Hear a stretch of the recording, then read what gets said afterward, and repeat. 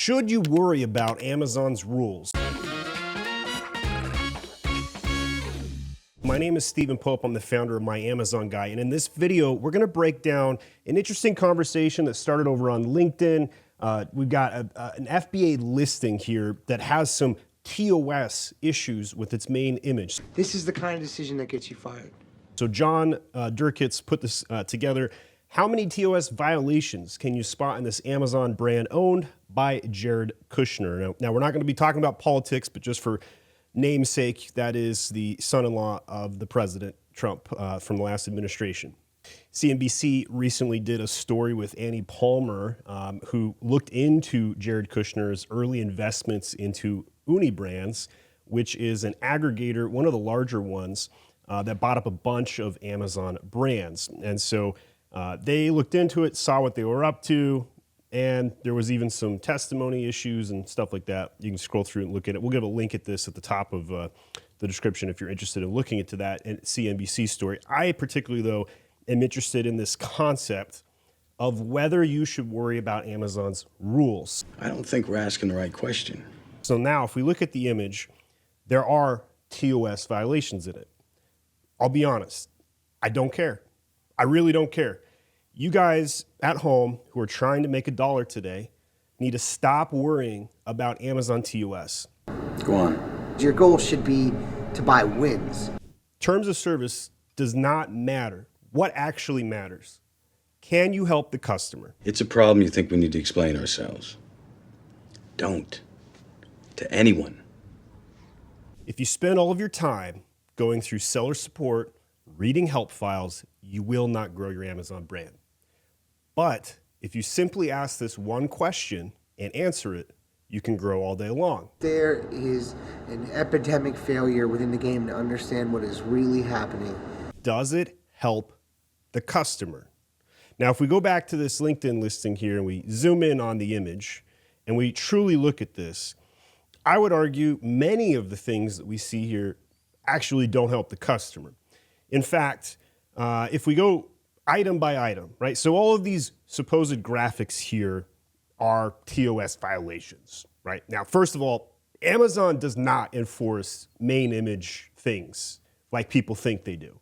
In fact, I can't think of a single time I've ever seen a listing suspended for a main image. Not a single time. No listing yanks whatsoever. I have seen suppressions, but suppressions are easy to tackle. 15 minutes of effort, you're back up and running. Maybe you have to take away a bleeding image issue, or maybe you have to adjust where the hands are placed so it looks like it's on the item, kind of like they did here on the top. But at the end of the day, main image suppressions are minor. They're not really humanly enforced. They're robotically enforced. So there's some basic parameters you can work around, and by and large can get away with almost anything in a main image in 2024. But if we look at the line by line, what Amazon's TOS actually says is you're not supposed to put starburst like you see 4 times here. You're not supposed to do a lot of things that this main image does. But I don't care about TOS. I care, does it help the customer? And to that effect, I would say 2 things on this image help the customer and the rest do not. The one that really helps the customer is showing this right there, the meat. And there was one funny comment. Let's see if we can find it here. Right there, Jason Chan says, one big violation. You don't cut your brisket and then wrap it. And I got to agree, that's the most important one. But if we break it down, the 2 things that I think really help the image is the brisket and probably the American flag. I don't think anything else here is helping them that much, right? So who this Bryco Goods butcher paper thing, like nobody can even read that. This is a blown up main image right now, and the whole point of a main image is to get the customer to click. So that one's out. And the American flag, I'm pro American made products. I invested, I don't know, 500,000 of my dollars trying to create manufacturing in North Carolina.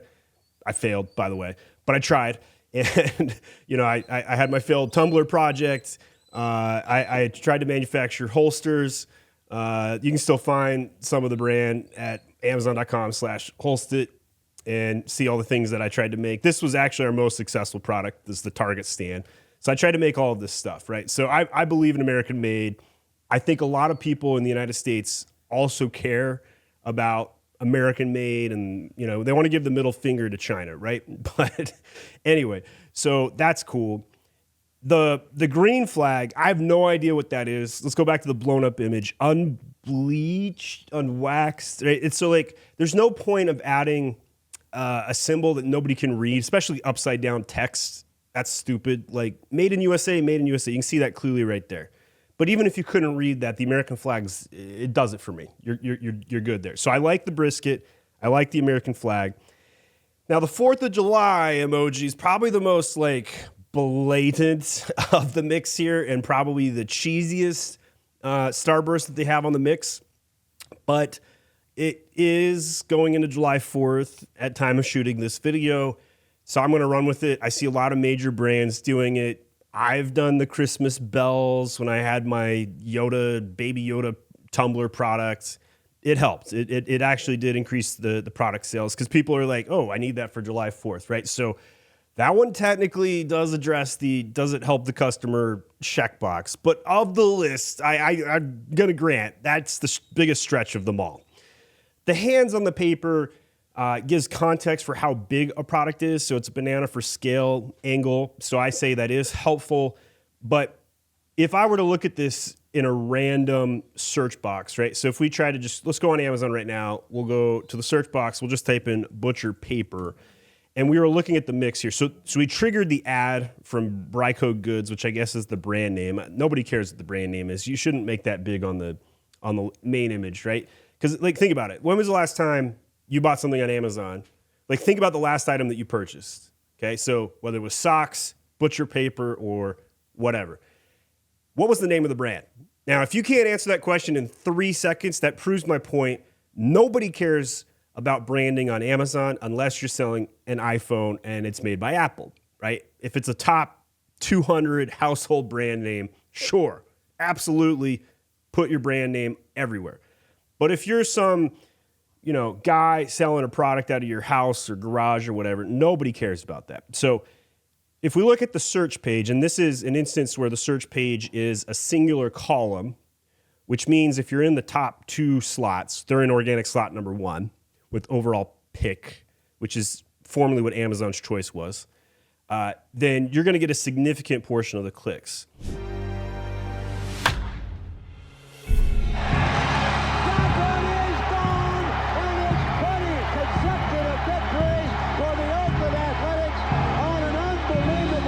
Right, so they're in organic slot 1. They got 41,000 reviews. Clearly, it's a good product, right? It wouldn't be 10,000 purchases a month if it wasn't. It wouldn't be number 17 in industrial and scientific.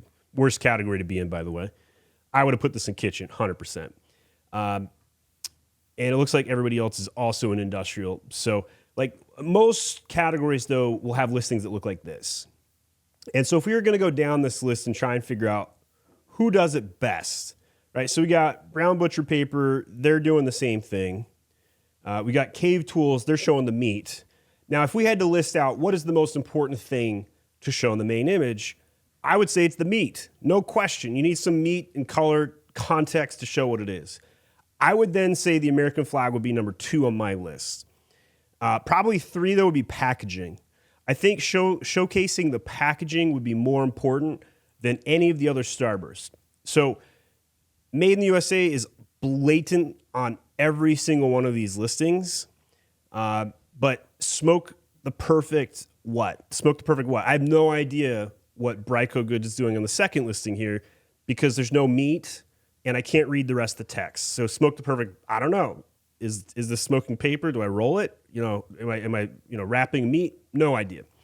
So my point here is if you just create a framework, a simple framework of does it help the customer and stop worrying about these nitty-gritty TOS things, you're going to be better off. You're going to sleep easier at night because instead of you worrying about whether Amazon's going to gut you for following policy, you can defend in your mind if it helps the customer do it, right? Amazon is the most customer-centric company in the world.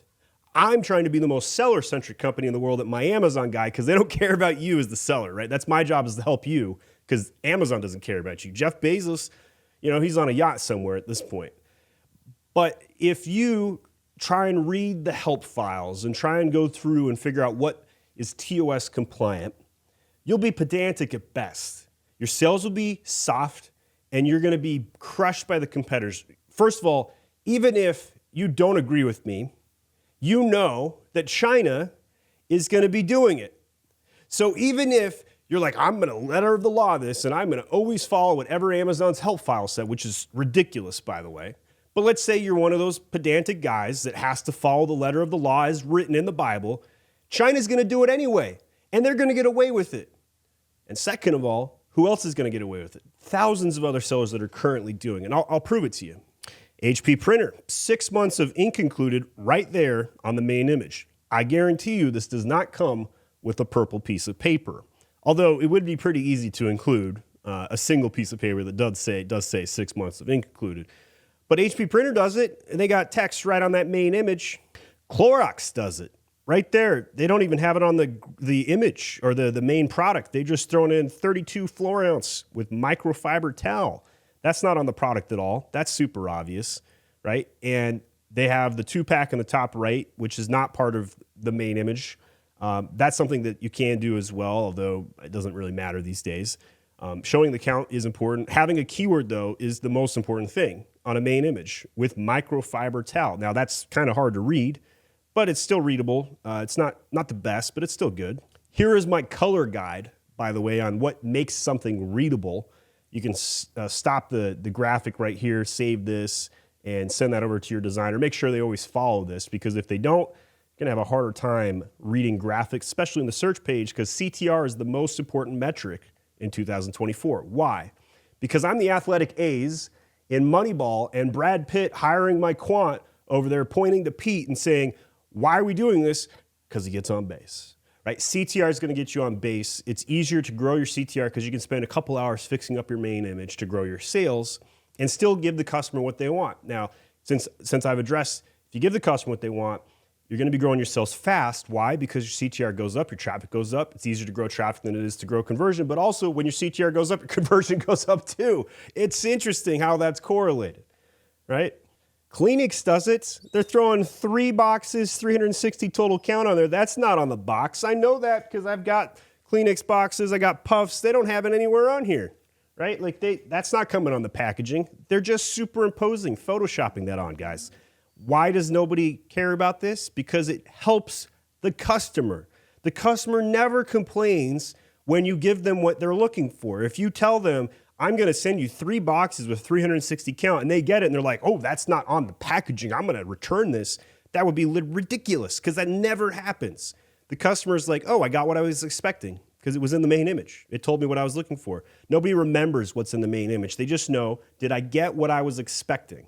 Ziploc has it in their main images by showcasing the product and other products that they don't sell, like these little cups pouring into it, and showcasing the bag's utility, right? And by the way, I chose these products based on me just typing into Google top household brand names. I looked at Clorox, Kleenex, and Ziploc. We're 3 for 3 so far. Next on the list is Colgate. They got a random brown box here that says pack of 6 with the brand name on it. That does not come with the product. How do I know this? I've bought it. It does not show up that way. Next one is Lysol. Look at this. They just photoshopped it on the bottom of their product. How do we know that? Because when you look at the second image, it's nowhere to be found. But on the main image, really high, big text, 2-pack, 19 floor ounce, crisp linen. It's right there. It is blatant. And they superimpose back and forth to make it easier to read in the main search page. Why should they do this? Because it helps the customer. That is your get on base Brad Pitt quote, Moneyball. I think the question we should be asking is, do you believe in this thing or not? On how to grow sales on Amazon. Does it help the customer? Then do it. If it doesn't help the customer, then don't do it. Because he gets on base. Now, obviously, we have a list of things you actually really shouldn't do on Amazon. And there's certain keywords you can't put in your listing. You can't make a medical claim. You can't sell CBD on Amazon.